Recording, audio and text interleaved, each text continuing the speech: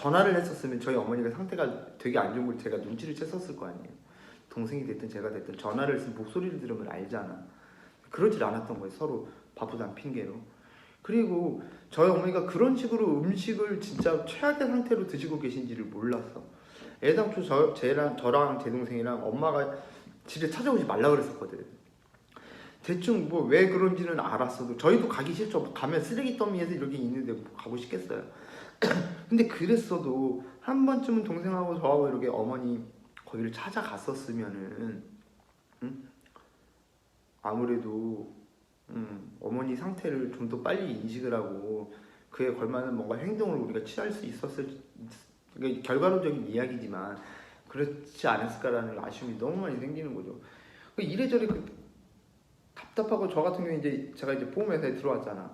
들어와서 어머니 보험을 살펴봤더니 이거는 다 사기당해서 다 제대로 받지도 못할 것들을, 특히 이제 사망 같은 경우에 사람들이 되게 모르는 게 상해 사망을 왕창 들어져 있어. 상해가 뭐냐면은 사고예요, 사고.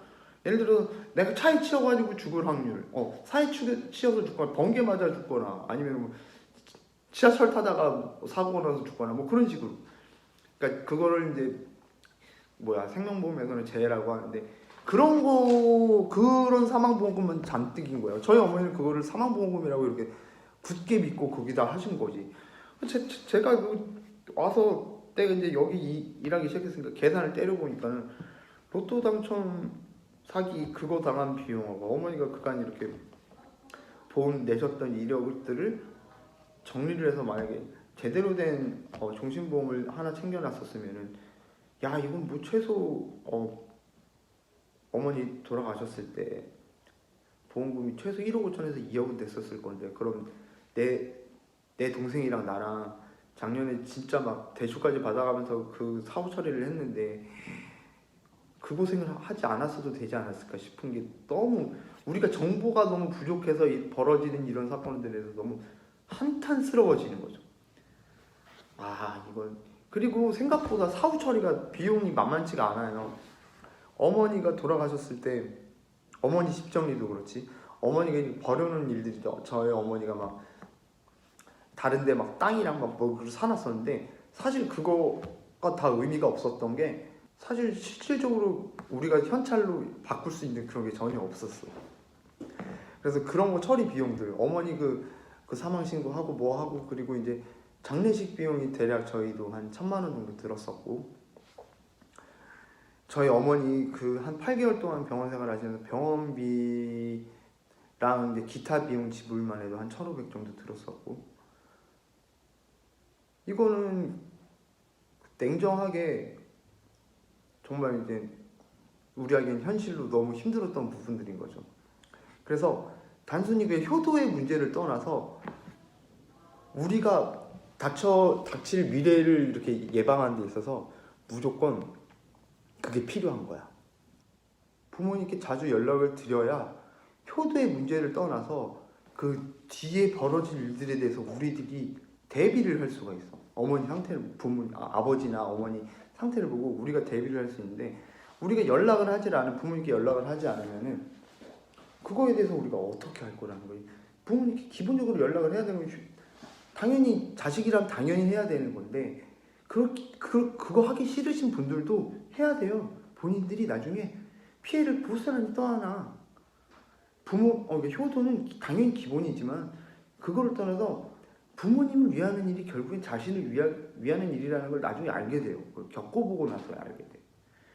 그러니까는 저 같은 경우에도 제 생각에는, 제 형편상에서는 제가 어머니한테 그렇게 못한 건 없다라고 생각을 해요. 그거 제 생각이고, 막상 어머니 돌아가시고 난 상황에서 그거를 보고 나니까는 내가 신경을 조금 더 썼어야 되는구나. 그리고 제일 아쉬운 거는, 제가 이제 저희 어머니 돌아가시고 나서 제일 아쉬웠던 건, 그러니까 사고가 났을 때, 돌아가시 전부터 이미 저는 이제 마무 준비를 했었으니까 가장 아쉬웠던 거는, 저희 어머니가 아까도 말씀드렸듯이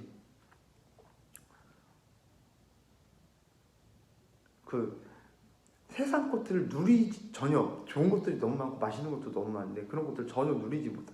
거의 여가며 뭐며 그런 걸 전혀 누리지 못하고 가신 게 나는 그게 제일 아쉽죠. 저희 어머니가 뭐 하고 싶은 걸 떠나서 그러니까 저희 어머니가 저희 어머니께 주어진 환경 내에서는 그래도 자기 딴에는 누릴 수 있는 걸 다 누리고 가셨다라고 생각은 하지만 그건 어머니의 말씀에 의한 것이고 제가 봤을 때는 어머니가 더 좋은 것도 많은데 못 누린 게 너무 많잖아요. 그런 게 너무 계속 이제 제가 죽을 때까지 하면 그게 아마 계속 이제 아쉬움으로 남을 거잖아요. 그러니까 그거는요 평생 발목을 잡아요. 정신의 발목을 잡고 항상 가슴이 아파요. 그러니까 뭔가 이렇게 지금도 저희 어머니가 주신 고춧가루를 아직도 먹고 있는데 고춧가루 음식하려고 고춧가루 뚜껑 열 때마다 어머니 생각나. 답답해. 막 가슴이 찌려. 그렇다고 고춧가루를 버릴 수도 없고 그리고 고춧가루 줄어들 때마다 엄마가 사라진다 막 이런 느낌? 뭐 이런 느낌이 되는 거예요. 그러니까 무조건 할 수 있는 한 부모님께는 계속 연락을 하고 살아야 돼요. 이런 부분이든 저런 부분이든 연락을 안 하고 사는 아예 그냥 그 상태로 그냥 영원히 뭐 장례식도 안 치르고 난 그냥 끊을 거야 아싸리 그런 거 아예 단절 막 이런 거 아닌 이상은 내가 결국에는 내가 책임을 져야 되는 부분이라서 무조건 연락을 하셔야 된다는 거지. 그래야지 나중에 후회가 없을 수는 없는데 그나마 덜해. 그리고 내가 떠안아야 할 그런 짐들이 그나마 줄어들어. 지속적으로 연락을 드리고 어머니의 그 안부를 확인을 하고 그러는 것들이 그게 엄청나게 중요하다는 거. 그래서 이런 부분들은 사실상 이제 제 또래들 중에도 부모님을 일찍 보낸 친구들도 있고 그렇거든요. 근데 그런 것들이 나는 그냥 옆에서 볼 때는 내가 체감을 하지 못하니까 그런가 보다. 뭐 이럴 수도 있고 저럴 수도 있고 뭐 그렇겠지 뭐 이렇게 했는데 막상 내가 겪어보니까 이제 내 나이 또래 벌써 저 여기 와서 도대체 사람들이 이렇게 흔하게 죽는 줄 몰랐어요. 다 죽는 소식들이 아무래도 우리는 생명보험사 하다 보니까는 다 장례식들 일주일에 최소 몇 번은 장례식 가는 사람들이 이렇게 있는 거. 아 세상에 죽음은 생각보다 되게 흔하게 있구나.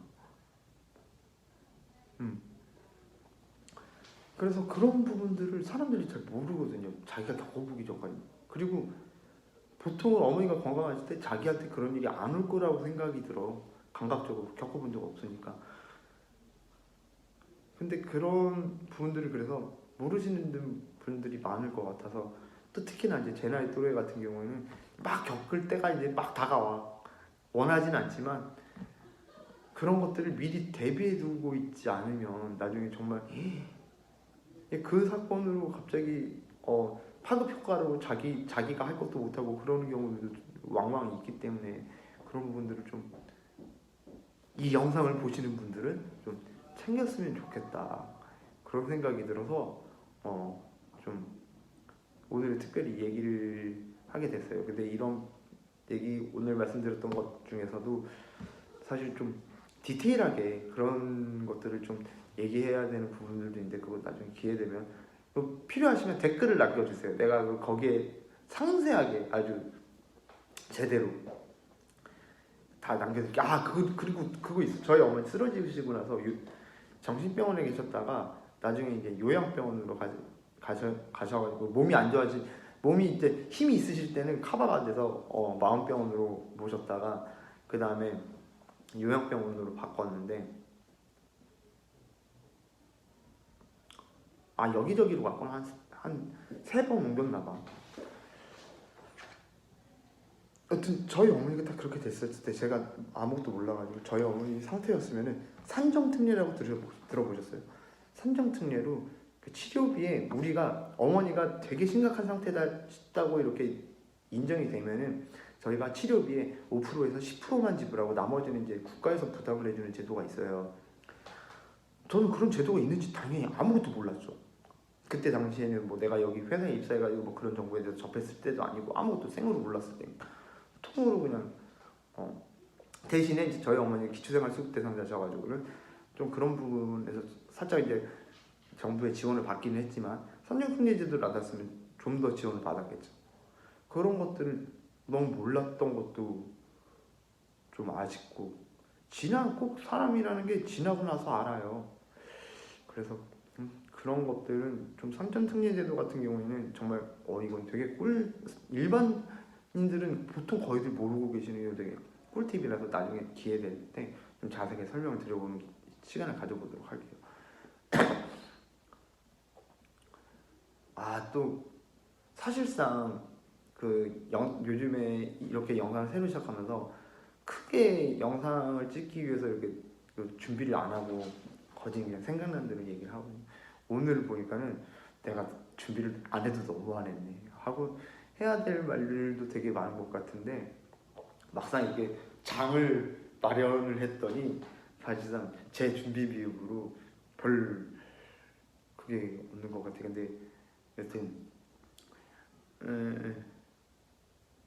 제가 기회 되는 대로 진짜 생활에 필요한 정보들, 그리고 뭐 평범한 사회생활을 하는 동안에는 겪을 수 없는 그런 정보들을 제공하는 좋은 퀄리티의 영상을 제작하고 준비하는데 한번 노력을 한번 최소한, 사실은 시작한 거는 되게 출근길에 심심풀이로 보시거나 아니면 진짜 잠이 안 올 때, 아니면 그냥 누군가가 떠드는 얘기를 듣고 싶다 막 그러시는 분들, 그냥 그런 분들, 아니면 뭐 제 소식 궁금하신 분들 보라고 이렇게 생각을 했었는데, 막상 해보니까는 또 욕심이 생기네요.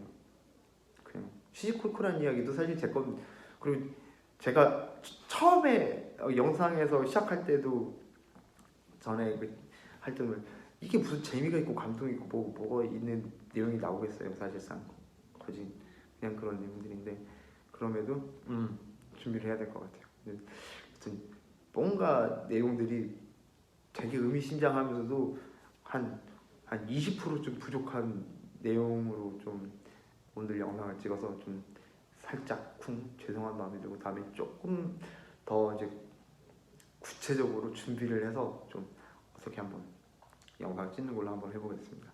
여튼 오늘 하루도 수고하십시오. 고맙습니다.